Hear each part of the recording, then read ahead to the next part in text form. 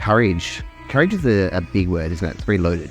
Courage means to me standing up for what's right, even against opposition and even when it's difficult.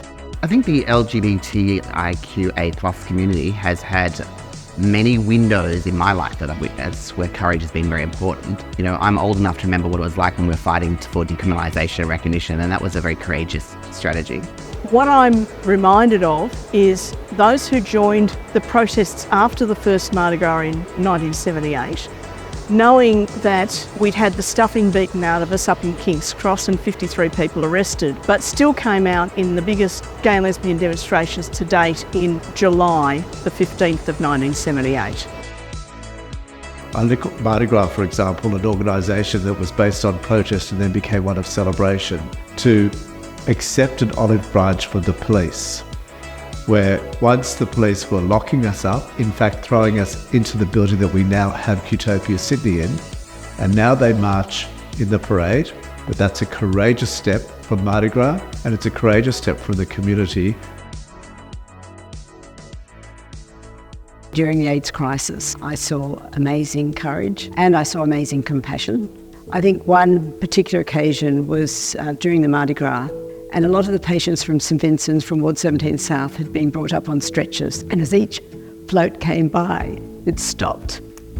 They all got out and they bowed in sort of homage and respect for these young men who were dying, and sent them love, and it was incredibly moving. We had one of the most effective responses to the HIV/AIDS epidemic because we had a community who rallied together, and going out to demonstrations where we were arguing for medical support and medical research to happen. So that's what compassion means to me.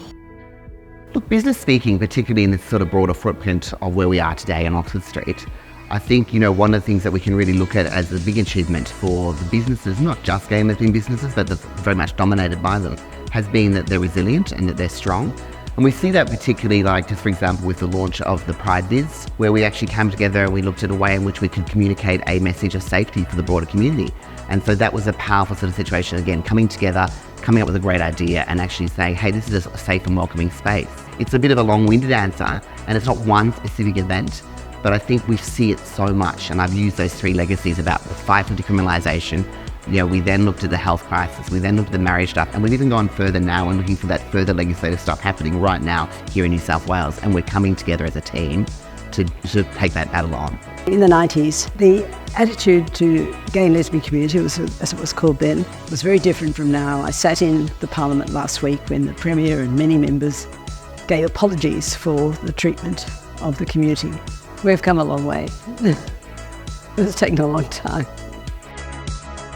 I think the community needs to realise that the community is much bigger than what the community thinks. Like, there are so many people out there hiding and not being seen that nobody really knows how big our community is. And I think we need to remember that the walls that kind of keep us safe in the city need to extend even further. I mean, obviously there's a lot more that can be done. There's always a lot more that can be done, but we have come a long way in starting to see people as people, not just as problems.